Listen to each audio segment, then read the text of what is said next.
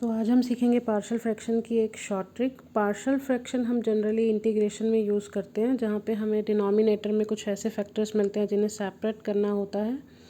तो this trick which I am going to tell you is applicable only for linear and non repeated factors. Denominator में आपको ऐसे factor अगर दिखाई दें जो कि लीनियर हैं, मीन्स z की पावर 1 है, और नॉन रिपीटेड हैं, मीन्स टोटल फैक्टर की पावर भी 1 है, लाइक z-1 z+2, इनकी भी पावर 1 है। सो linear and non repeated factors के लिए ये शॉर्ट ट्रिक हमारे पास अवेलेबल है। तो इसको सीखेंगे। जिसे आपने पार्शियल फ्रैक्शन करना है उन फैक्टर्स को आप इस तरीके से सेपरेटली बिठाएंगे। 1/z plus 1/z-1 plus 1/z+2। Partial fraction denominator के फैक्टर्स का होता है, तो इनको सेपरेटली हमने यहाँ पे अलग अलग बिठा दिया। उसके बाद आप देखेंगे जो पहला फैक्टर है z, उसको जब आप ज़ीरो रखते हैं तो z की वैल्यू ज़ीरो, उस फैक्टर को छोड़ के बाकी जहाँ जहाँ एक्सप्रेशन में z है वहाँ वो वैल्यू आपने पुट करनी है। z की वैल्यू ज़ीरो, दैट इज़ 1 + 0, और नीचे डिनोमिनेटर में z-1 z+2 की जगह भी आपने z की वैल्यू ज़ीरो डाली है। नेक्स्ट फैक्टर में आप देखेंगे z-1 को जब हम ज़ीरो रखेंगे तो z की वैल्यू आती है 1। तो z की value 1 rest of the expression में जहाँ जहाँ दो टर्म है हर एक टर्म में वो यूज़ होगी, other than that particular factor. z+2 को ज़ीरो रखने पे z की वैल्यू आती है -2, तो ये हो जाएगा 1 - 2 न्यूमरेटर में।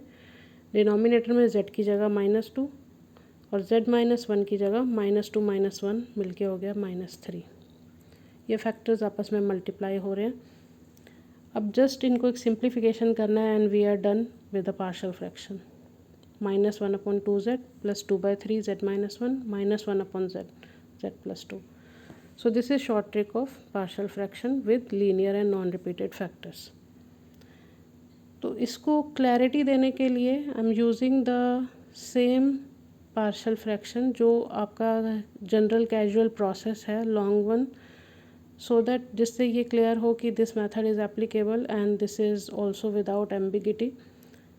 तो I am using the normal casual way of doing partial fraction. Same integral है, सेम फैक्टर्स हैं। पार्शियल फ्रैक्शन करने के लिए आप जनरली जो वे ऑप्ट करते हैं उसमें आप कैसे लिखते हैं, a/z plus b/z-1 plus c/z+2, and then उसके बाद एलसीएम लिया जाता है। एलसीएम लेने के बाद हमारी कोशिश ये होती है कि हम z को वैल्यूज़ दें और ऐसी वैल्यूज़ दें जिससे एक टाइम पे एक कांस्टेंट बचे। तो जैसे यहाँ पे हम z को ज़ीरो वैल्यू पुट करेंगे तो इस केस में b और c कोफिशिएंट नहीं आएगा जिनके साथ z अवेलेबल है, जिसकी वैल्यू ज़ीरो जाने से वो ज़ीरो हो जाएंगी। तो z की वैल्यू ज़ीरो सब्सिट्यूट करके आप देखेंगे a की वैल्यू क्या आ रही है, -1/2, यानी कि 1/z का कोफिशिएंट है -1/2। वही हमने शॉर्ट ट्रिक से ढूंढा है, राइट। सिमिलरली z को 1 सब्सिट्यूट करेंगे ताकि अब हमारे पास कोफिशिएंट b बचे। तो कोफिशिएंट b की वैल्यू यहाँ से जब हम सिंप्लीफाई करके देखेंगे 2/3, यानी कि 1/z-1 का कोफिशिएंट 2/3 है, वही हमें शॉर्ट ट्रिक से मिला है। In the same way after substituting z is equals to -2 will be getting coefficient c। Coefficient c की वैल्यू आप देखेंगे, c की वैल्यू आ रही है हमारे पास -1/6।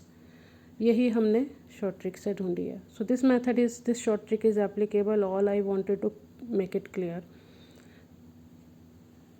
तो अब ये केसेस आप देखेंगे जहाँ जहाँ ये एप्लीकेबिलिटी है। एक तो यही हो गया जिस तरीके का क्वेश्चन अभी हमने डिस्कस किया, जहाँ एप्लीकेबिलिटी है शॉर्ट ट्रिक की। सेकंड, आप देखेंगे समटाइम्स फैक्टर्स आपको लीनियर दिखाई नहीं दे रहे हैं, लेकिन थोड़ी सी सिंप्लीफिकेशन से उनको लीनियर बनाया जा सकता है। तो in that case you can use the same trick. Next में आप देखेंगे कई दफ़ा हमारे पास क्वाड्रेटिक फैक्टर होते हैं, लेकिन कुछ सब्स्टिट्यूशन से उनको लीनियर बनाया जा सकता है। जैसे z² को यहाँ अगर आप t सब्स्टिट्यूट कर देंगे तो आपके पास जो एक्सप्रेशन निकल कर आएगा उसको फिर से लास्ट ट्रिक से हम सॉल्व कर सकते हैं, क्योंकि आपके फैक्टर्स लीनियर दिखाई देने लगेंगे उसके बाद, राइट। कुछ ऐसे होते हैं जिनको किसी भी ट्रिक से आप लीनियर में कन्वर्ट कर ही नहीं सकते। जैसे यहाँ पे 1 + z/, अगर इस तरीके का हो एक्सप्रेशन z² + 2 जिसको सेपरेट नहीं किया जा सकता, या z-1 की जो फैक्टर अवेलेबल है उसकी भी पावर अवेलेबल हो तो भी फैक्टर लीन उस ट्रिक से नहीं किया जा सकता क्योंकि वो रिपीटेड हो जाएगा।